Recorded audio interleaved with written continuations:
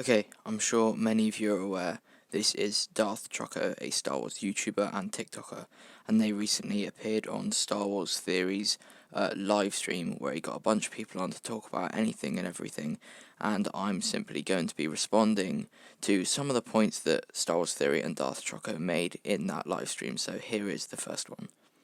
The whole movie was just kind of Hmm. trying to Like change what? things around. Well, the whole thing with Luke. I mean, he Holdo basically maneuver. that whole Holdo maneuver. They explained everything. It's a 1 in a million shot.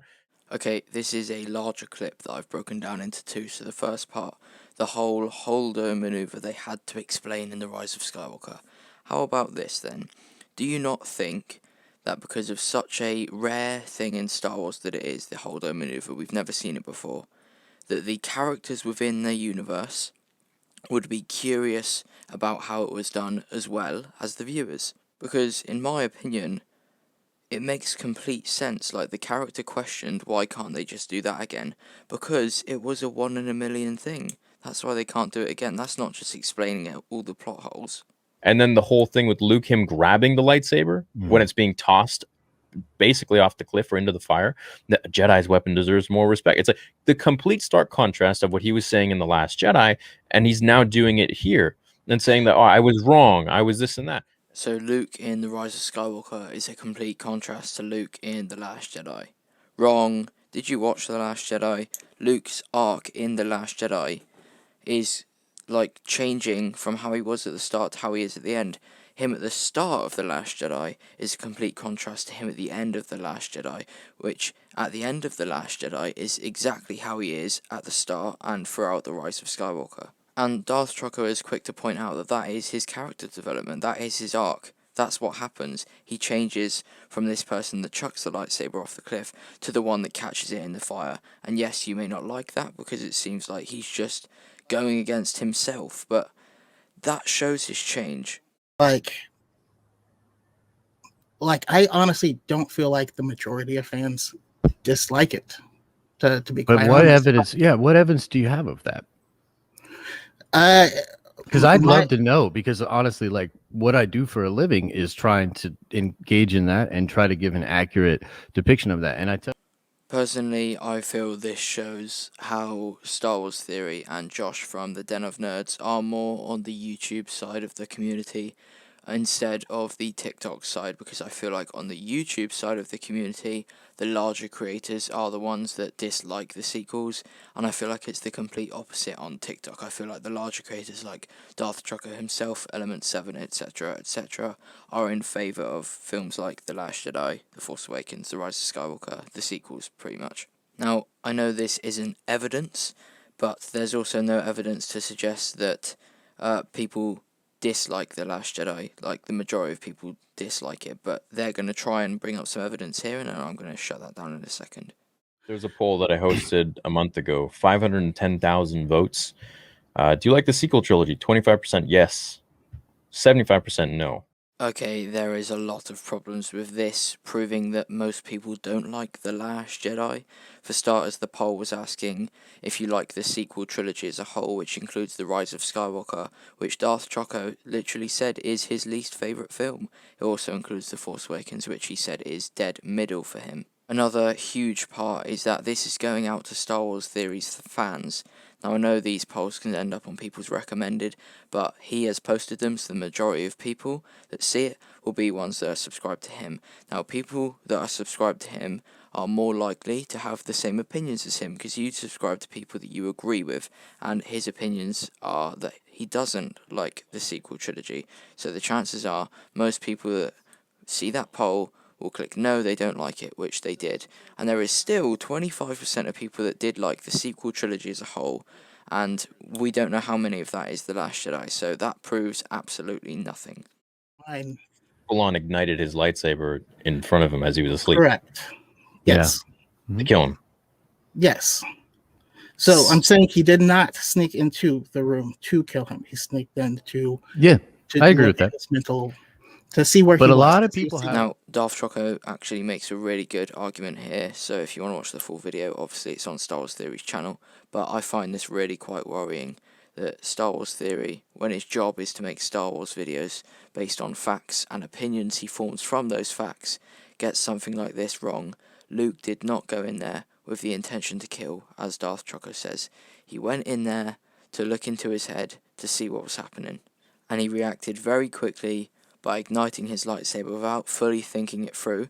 That is why he did not go to kill him straight away. He was still thinking after he ignited it, and then all of a sudden Ben woke up and it all went rubbish. But yeah, like, he didn't go in there to try and kill him. Luke comes in there peacefully, right? I will not fight you. I'm not going to kill you. Till his friends were threatened. Till the rebellion was threatened. Pulls out his lightsaber. Yeah. At first, it was his friends. Yeah. Then they fight. Well, then he ignites his lightsaber again, and he's in hiding. What a great point Choco made there. Luke doesn't want to fight until his friends and his other loyalties are threatened.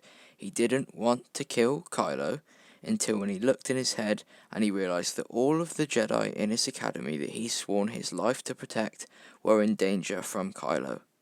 What a great point that is. I feel like that explains it very, very well as to why he had that sudden instinct to ignite his lightsaber. Oh, I don't even have that much more to add to that point. I just want to get that out there. That was very well put across from Choco. That makes complete sense, and it even shows me a bit more of why he did it like that. For someone that likes The Last Jedi and sees why he did it anyway, that makes even more sense to me. Go in there. Yeah, there's too much like, and it's too much, going like, back stretching, to, like mental leaping you have to do. You were talking about character development from episode 8 to 9 in that short time span. And one final fact that Star Wars Theory has got wrong. There is no short time span between The Last Jedi and The Rise of Skywalker. There is about a year between the two films in the universe. And it's not even that we see Luke completely change between the two films. No, he turns into the character he is in The Rise of Skywalker by the end of The Last Jedi. Like, I know you don't like the films, but did you even watch them, again before you did this? Because you're just wrong.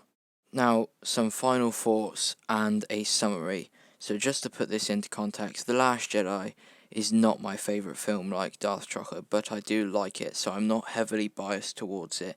The sequel trilogy is not my favourite trilogy, it would be the originals. So yeah, I just want to get that out there before anyone wants to call me some big sequel fan. And also, I'm a fan of Star Wars Theory. I like his videos, so do not call me a hater of Star Wars Theory. Now, a summary of the points I've made. The Holdo manoeuvre and the whole of The Rise of Skywalker explaining The Last Jedi.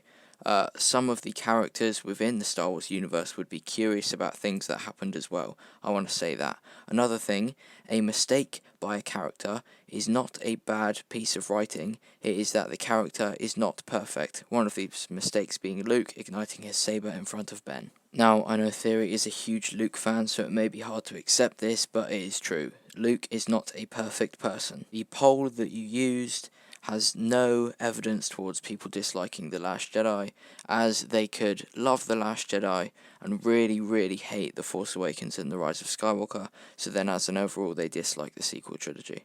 Luke is completely different between The Last Jedi and The Rise of Skywalker, because his character arc in The Last Jedi is to change between the person that chucks the lightsaber off the cliff to the one that saves himself for the Resistance, and is the same person that catches the lightsaber when Rey throws it in the fire. Another thing is that there are different parts to the Star Wars community: Star Wars TikTok, Star Wars YouTube, etc, etc, and as someone that seems to be massively a Star Wars YouTuber and not really on the TikTok side, etc, it's understandable to see why he thinks that most people dislike The Last Jedi, because a lot of the Star Wars YouTube videos we see are ones where the sequels are disliked, should I say. Whereas on TikTok, I feel it is the opposite. The majority of the larger creators are ones that are in favour of all of the trilogies in Star Wars. Now, quickly, everyone is entitled to their opinion, but your opinion has to be based on things that are actually true.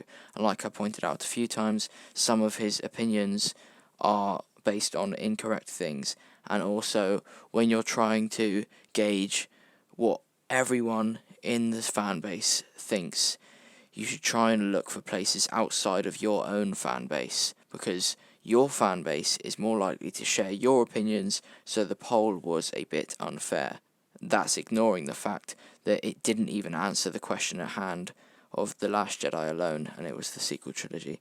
But with that being said, I want to give credit to Darth Choco. I think he handled himself really well, made some really good points. I want to say fair play to Josh and Star Wars Theory for having this event where they got people with different opinions on to talk to them, and they do have great channels themselves, so you got to give hats off to that. But yeah, thanks for watching. Like and subscribe, comment what you thought, and yeah, in a bit.